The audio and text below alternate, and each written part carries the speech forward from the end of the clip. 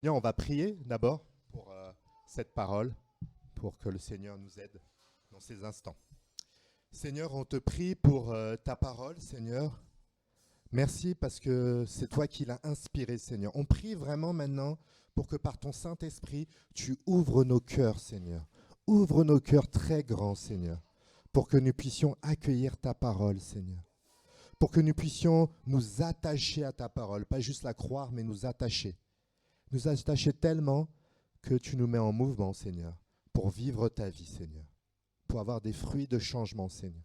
Ne nous laisse pas tels que nous sommes maintenant, Seigneur. Donne-nous l'humilité, donne-nous la grâce de vouloir aller encore plus loin avec toi, Seigneur. Merci pour ta parole de vie et accompagne-moi aussi pour la partager, Seigneur. Amen. Alors, je ne sais pas si vous avez déjà vécu une injustice personnelle. Je ne sais pas si vous avez déjà vécu quelque chose vraiment d'injuste. Peut-être cette semaine pour certains d'entre vous, peut-être il y a longtemps, mais l'injustice, je ne sais pas. Moi, je me rappelle, il y a près de 20 ans, j'étais prof déjà, je commençais à peine, c'était dans les premières années. Et j'étais à Chelles d'ailleurs, hein, c'était dans un autre lycée à Chelles. Et au bout d'une semaine, la directrice du lycée m'appelle un soir. Elle me dit Monsieur Deganet, oui, en fait, en gros, je vous épargne les détails, mais elle me dit qu'un prof titulaire va venir me remplacer. Parce que moi, j'étais un prof remplaçant. Donc, c'est comme ça. Dans l'éducation nationale, les remplaçants, voilà, c'est comme ça. Mais le pire, c'est ce qu'elle a dit. Elle a dit, en fait, je crois que votre semaine de travail, vous n'allez pas être payé pour ça, quoi. Et là, moi, j'ai dit, non, mais c'est pas normal, c'est pas juste. Tout travail mérite un salaire, même dans l'éducation nationale. Et elle a dit, vous débrouillerez avec l'administration. Et c'était injuste, je trouvais. Et peut-être que vous aussi, vous avez vécu une situation injuste dans votre vie personnelle, qui remonte. Même vous, les enfants, hein, quand un grand tape un petit et il ne se fait pas punir, vous trouvez ça injuste? Quand un de vos parents ou un prof vous punit, alors que ce n'est pas vous qui avez fait la bêtise, vous trouvez ça injuste? L'injustice fait partie de la vie, les enfants, désolé de vous l'apprendre. Et même pour vous, pour nous les adultes, l'injustice fait partie de la vie. Comment cheminer face à l'injustice que l'on peut vivre et que l'on peut subir? Alors pour ça, nous allons continuer notre parcours des psaumes. Donc Dieu voulant, durant l'été, nous allons parcourir les psaumes 92 à 99. Donc la semaine dernière, avec Gaël, nous avons vu le psaume 93. Donc en toute logique, hein, même si c'est en vacances, on peut saisir que nous allons voir le psaume 94 aujourd'hui, qui nous parle de la justice. La justice. Et de l'injustice aussi quelque part. Le psaume 94. En fait, le peuple de Dieu, tout au long de ces psaumes que nous allons parcourir durant l'été, était revenu d'exil. C'est-à-dire que l'exil, il faut le dire, c'est Dieu qui a puni son peuple parce qu'ils avaient fait des bêtises, les enfants, nous on dit même des péchés, et Dieu a puni son peuple. Et ça peut nous interpeller, qu'on soit adulte et enfant, de se dire que Dieu peut punir son peuple. Mais on en reparlera dans notre parcours ce matin. Mais au-delà de l'exil, ces psaumes sont adressés au peuple de Dieu pour leur rappeler que malgré les circonstances, malgré les injustices, malgré les difficultés, Dieu règne. Que l'exil n'est pas une preuve que Dieu a oublié son peuple, parce que Dieu avait un projet initial, bénir son peuple. Voilà quel était le projet pour son peuple. Alors donc ce matin, nous allons voir le psaume 94 avec Dieu, notre vraie justice, comme on a voulu l'intituler. Alors je ne sais pas si vous êtes déjà arrivé au psaume 94, mais le premier verset commence en disant « Dieu des vengeances, révèle-toi. Dieu des vengeances ». Déjà, ça commence un peu fort. Et le pire, hein, ce n'est pas juste le début, le dernier verset, le verset 23, où il est écrit en parlant de Dieu, il fera tomber leurs crimes sur eux, il les réduira au silence par leur méchanceté. L'Éternel, notre Dieu, les réduira au silence. Waouh! C'est pas des des versets avec lesquels on est très à l'aise, mais ils sont bien dans la Bible, dans la parole de Dieu, et ils font bien partie de ce qu'on appelle Dieu, notre justice. Peut-être ça vous choque que Dieu juge. On parle du Dieu d'amour et on pense comme si c'est deux choses différentes. On en reparlera. Mais face à toutes les injustices que l'on a subies nous-mêmes, est-ce que vous ne trouvez pas ça normal qu'il y ait une punition ? Peut-être vous suivez l'actualité, j'ai entendu qu'il y avait un prince saoudien qui est venu cette semaine en France, invité par le président de la République, Emmanuel Macron. Et certains ont été choqués par ça, parce que ce prince saoudien est très fortement suspecté d'avoir participé à, alors on va dire ça gentiment, il y a les enfants, à la souffrance d'un journaliste, et même une souffrance extrême. Et il est accueilli comme ça, en grande pompe, dans l'Élysée, le palais de l'Élysée. Il y en a qui ne trouvent pas ça juste, qui devrait être puni pour ce qu'il a fait de mal à ce journaliste saoudien. Donc c'est un peu normal que l'injustice soit punie. Normalement, même si on est un être humain, croyant ou non croyant, on a soif que l'injustice soit punie. Comment vivre l'injustice ? Dieu, notre justice. Alors on va parcourir ce psaume qui est long, mais on va essayer d'aller relativement rapidement. Donc la justice est là. Où est la justice de Dieu ? C'est nos 7 premiers versets. Où est la justice de Dieu ? Alors dès le verset 1, on a dit, il commence en disant « Dieu des vengeances, révèle-toi ». Alors déjà, appeler Dieu Dieu des vengeances, ça peut déjà peut-être nous choquer. Et le peuple de Dieu avait vu Dieu, comment dirais-je, punir plusieurs fois ceux qui ont fait du mal à leur époque. C'est la vengeance dans ce sens-là, dans le sens rétribution, entre guillemets, pour la faute commise, pour la bêtise commise, pour le péché. Et l'auteur du psaume, comme les autres personnes de son peuple, avait vu Dieu punir ceux qui avaient fait du mal. Voilà pourquoi il demande, mais pourquoi Dieu permet l'injustice ? Parce qu'il y a de l'injustice, même au milieu du peuple. Et il ne comprend pas que Dieu tolère ça, comme on utilise comme mot, beaucoup, tolérer. Mais s'il crie ça à Dieu, c'est qu'il pense que Dieu peut agir face à l'injustice. Et un autre nom qu'on voit pour Dieu, c'est juge de la terre. Juge de la terre. Dieu le juge. Pas que du peuple de Dieu, mais de la terre, du monde entier. Parce que on parle des orgueilleux dans ce verset 2. L'orgueil peut être présent dans chaque culture. On a prié tout à l'heure avec Josué pour l'orgueil. L'orgueil est présent dans chaque culture et l'orgueil mérite d'être puni. Mais l'injustice était présente et on voit à partir des versets 3 à 7, on voit un descriptif très clair de l'attitude injuste qui régnait au sein du peuple de Dieu. Et quand on voit l'injustice, on a parlé de différents exemples dans l'actualité, dans nos vies personnelles, même dans l'histoire, on pose des questions, comme le peuple là se pose au verset 3. Jusqu'à quand les méchants éternels ? Jusqu'à quand les méchants vont-ils triompher ?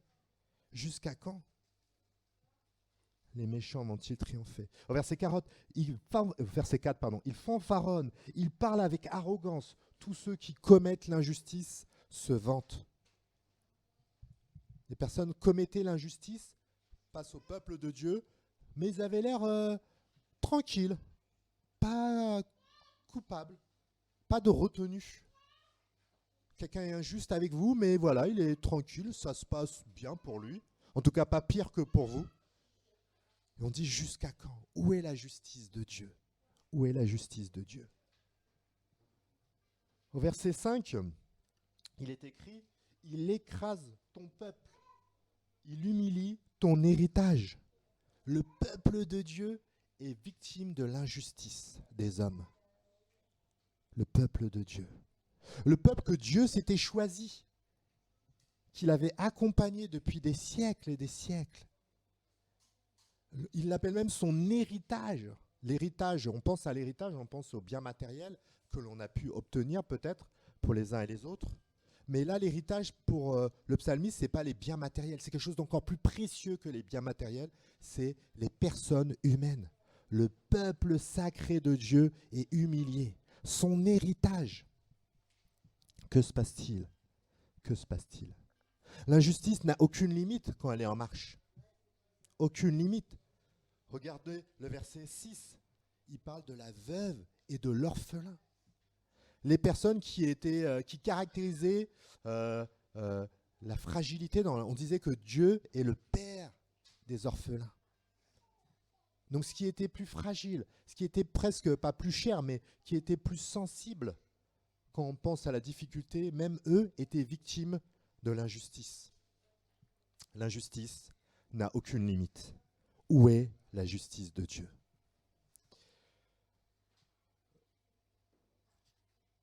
C'est là l'idée de l'injustice. Nous connaissons bien une Chéloise dont le mari vient de la quitter pour une femme plus jeune après 30 ans, plus de 30 ans de mariage. Donc imaginez la catastrophe, l'état dans lequel elle est. Et le chamboulement, mais c'est un mot trop faible pour exprimer. Mais c'est pas tout, c'est pas tout. Pendant les démarches de divorce, la procédure, on lui a diagnostiqué une maladie très très très grave. Et là, on a vu son mari, alors son ex-futur mari, je ne sais pas comment dire, qui s'est acharné sur elle pour avoir encore plus de biens matériels dans le partage. Alors qu'il l'avait déjà quittée pour une autre femme. Elle était atteinte de cette maladie, l'une des plus graves qui existe maintenant, pas besoin de préciser, et aucune pitié. La justice n'a aucune limite. La justice n'a aucune limite. Où est la justice de Dieu ? Et le dernier verset de cette première partie nous dit, le verset 7, et ils disent, l'Éternel ne le voit pas. Le Dieu de Jacob n'y fait pas attention. Parce que c'est vrai, si on commet l'injustice, il ne nous arrive rien de pire qu'un autre. On continue naturellement. On continue naturellement. Là, on parle de vantardisme, d'arrogance, de continuer. C'est comme s'il disait, mais en fait, Dieu, il s'en fiche de l'injustice. Peut-être certains, même beaucoup, parmi nos contemporains, disent Dieu n'existe pas. Donc, puisque Dieu s'en fiche de l'injustice, je vis ma vie. Et il y a une autre manière, en fait, peut-être qui nous concerne pour nous en tant qu'enfants de Dieu, plus particulièrement, de se dire Dieu s'en fiche de l'injustice. C'est quand on subit une injustice, de dire, puisque Dieu s'en fiche de l'injustice, je vais régler moi-même le problème. C'est une autre manière de dire Dieu s'en fiche de l'injustice. Une manière, j'allais dire chrétienne, mais ce n'est pas vraiment un mot adapté. Et c'est peut-être une application numéro 1 pour nous ce matin. La prochaine fois que tu ressens l'injustice, avant de tout de suite agir et de réagir par rapport à cette injustice, prends le temps de prier. Juste prier un instant pour que Dieu t'accompagne, comme nous verrons dans le prochaine partie. Parce que quand quelqu'un nous fait quelque chose de mal, instinctivement, on va vouloir répondre de la même manière. C'est l'instinct naturel de l'homme. Quand quelqu'un nous dit quelque chose de mal, avec un ton pas sympa, irrespectueux, injuste, instinctivement, on va répondre avec ce même ton, sans avoir pris le temps de prier, d'agir. Et c'est une manière de dire, Dieu, il s'en fiche de l'injustice, donc je règle. Après, peut-être, je demanderai le regard de Dieu, mais je règle d'abord. Et c'est une exhortation pour nous de la prochaine fois que nous subirons une injustice, et ça arrivera dans ce bas monde, première réaction, prier et nous tourner vers Dieu pour voir qui il est, justement. Qui est Dieu ? Parce que le verset 8 commence en disant « Faites attention, idiots, hommes stupides, quand ferez-vous preuve de bon sens ?» Il est un peu cash, là, le psalmiste. Il faut dire que des fois, on peut faire preuve d'un regard humain. On regarde humainement, alors qu'il nous faudrait le regard de Dieu. Le regard de Dieu sur toute chose. Et ça va nous aider à nous poser, premièrement, la question « Qui est Dieu ?» Qui est Dieu ? Est-ce que Dieu est vraiment indifférent à notre injustice ? L'injustice que tu as vécue, que nous vivons, que tu vis peut-être en ce moment, est bien réelle. Tu la vois, tu es lucide. Mais Dieu aussi la voit. Dieu aussi la voit. Au verset 9, il dit « Celui qui a fixé l'oreille n'entendrait-il pas? Celui qui a formé l'œil ne verrait-il pas ?» Dieu a tout créé. Il ne peut pas être dépassé, même par l'injustice que tu vis. Au verset 10, le psalmiste continue en disant « Celui qui corrige les nations ne punirait-il pas? Lui qui enseigne à l'homme les connaissances. » Il faut se mettre dans le contexte de leur époque où ils ont pu devenir le peuple de Dieu avec un territoire de Dieu parce que Dieu a puni les nations qui s'étaient mis en obstacle, les nations qui voulaient les exterminer. Dieu les a punis. Dieu a puni toutes les nations qui s'est traînées, qui empêchaient le peuple d'entrer dans le projet de Dieu. De Pharaon, pour ceux qui connaissent au début, jusqu'à d'autres nations. Et ils ont vu comment Dieu a fait preuve de justice, comment Dieu a puni face à l'injustice, comment Dieu ne pourrait pas continuer. Qui est Dieu? Dieu est le même. Dieu est le même. Aujourd'hui et éternellement. Dieu est le même. Et Dieu veut nous communiquer sa manière de penser. C'est lui qui enseigne à l'homme la connaissance. L'Éternel connaît les pensées de l'homme. Il sait qu'elles sont sans valeur. Le psalmiste est dur avec nous. Hein. Il connaît l'inconsistance de nos pensées. C'est vrai que des fois, on n'a pas une attitude juste. Quand nous subissons une injustice, ça nous fait mal, à très juste titre. Mais quand nous commettons la même injustice, on va se trouver des excuses. Des fois, les mêmes injustices que nous subissons, nous faisons les mêmes à d'autres, mais pour nous, on se trouve toujours des excuses. L'homme a des pensées, des fois inconsistantes, sans valeur. Et quand on regarde à Dieu, la justice de Dieu, on devrait être humble par rapport à notre propre sentiment de justice. Et c'est peut-être l'application numéro 2 ici pour nous. Est-ce que tu te rappelles clairement, j'insiste sur le mot clairement, la dernière fois où tu as bien eu conscience que tu as raisonné de manière injuste? Clairement. Pas juste dire, ah oui, bah c'est sûr, personne n'est parfait, on l'a fait. Non, non, non, non, non, non. Là, c'est un exemple clair dans ta tête où tu dis, là, j'ai pas raisonné de manière juste. Clairement. Est-ce que tu te rappelles de cela? Ou tu penses peut-être, ah non, moi, bon, ça, tu t'en rappelles pas, donc c'est une manière de dire, ça m'arrive pas trop. Et là, il y a un souci d'orgueil, vraiment. Et même le verset 8 dit d'autres mots que l'orgueil. Alors je dirais que le plus gentil, que tu ne fais pas preuve de bon sens. Et c'est aussi pour moi. Hein. Si je n'ai pas le souvenir d'un moment où j'ai raisonné de manière injuste, si tu n'as pas ce souvenir-là, clair, un souvenir précis, si moi-même je n'ai pas un souvenir, alors je choisis que le terme le plus sympa du verset 8, je ne fais preuve de pas de bon sens. Voilà. Et là, c'est inquiétant pour nous. Et c'est vraiment une remise en question personnelle. Quand on parle de justice de Dieu, c'est un juge complet. Et il juge les injustices que nous subissons. Il jugera, bien sûr, on verra. Mais il veut aussi juger celles que nous commettons nous-mêmes. Et comment Dieu agit justement pour les injustices que nous subissons et les injustices que nous commettons nous-mêmes. Et ça, on va le voir dans les versets 12 à 15. Continuons notre parcours. Et là encore, hein, c'est la parole de Dieu qui commence comme ça, on n'a pas le choix. Heureux l'homme que tu corriges, Éternel, et que tu enseignes par ta loi. Heureux l'homme que tu corriges, Éternel. Parfois, Dieu va nous punir à cause de notre injustice, parfois. Et ça, c'est pas agréable à entendre. C'est pas agréable. Et c'est comme vous, les enfants, quand vous faites des bêtises, parfois, un papa ou un maman va vous punir. Alors, il ne faut pas abuser, mais parfois, c'est comme ça.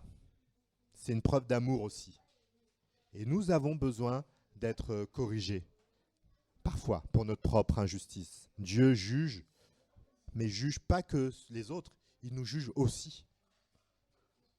Et on nous dit, il les enseigne par la loi. C'est par la loi.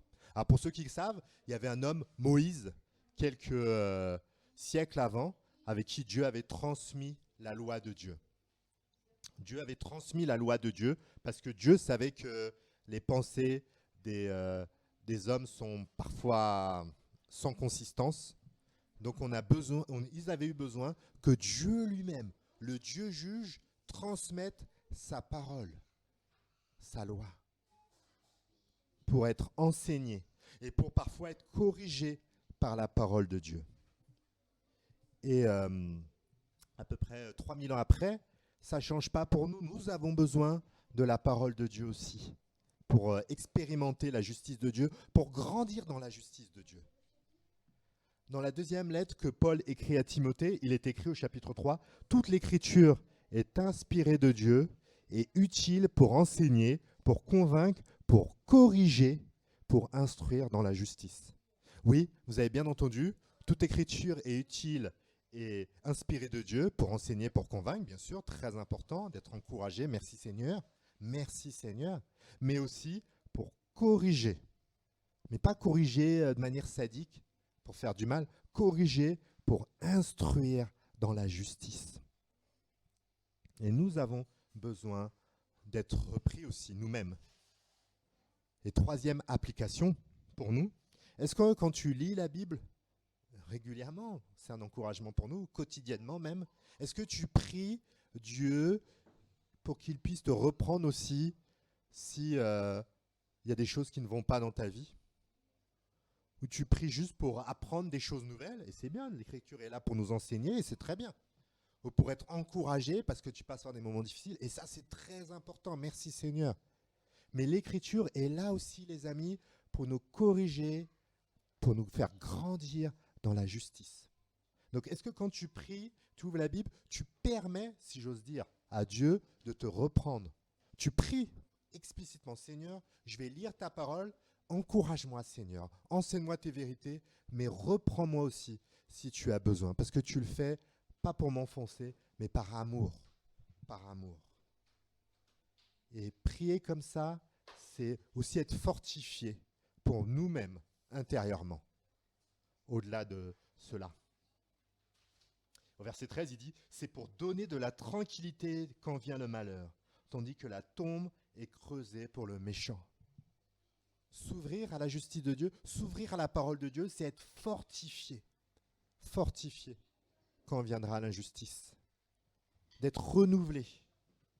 Alors que si tu vis ça seul, bah tu es seul face aux aléas de la vie, aux injustices qui sévit dans ce monde. Dieu agit avec justice.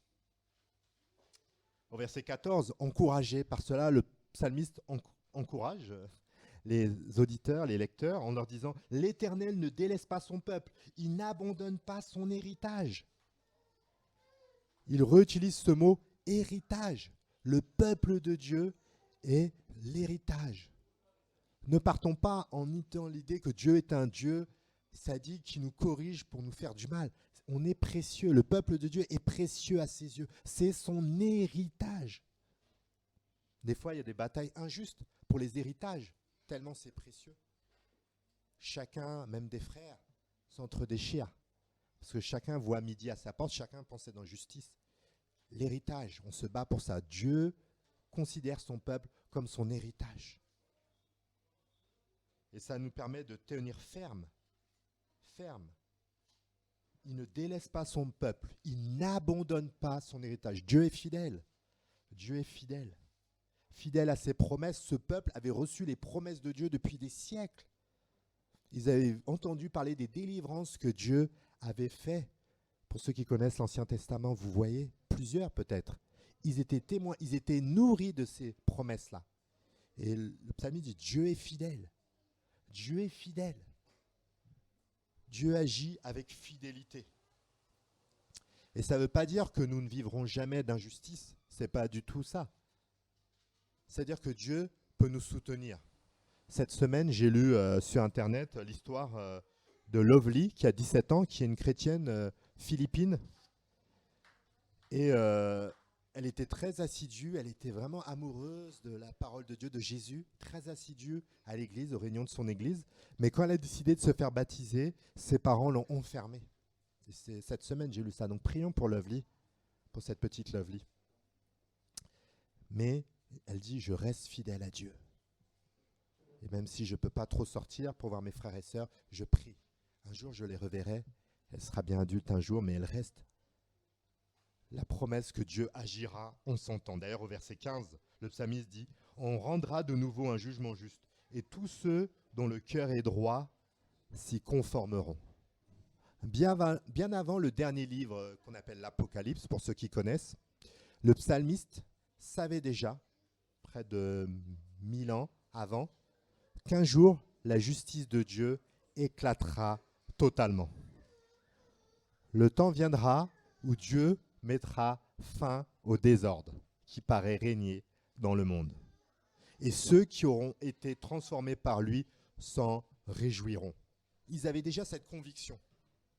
Déjà 1000 ans à peu près avant l'écriture de l'Apocalypse, cette conviction déjà qu'un jour Dieu jugera tout avec justice.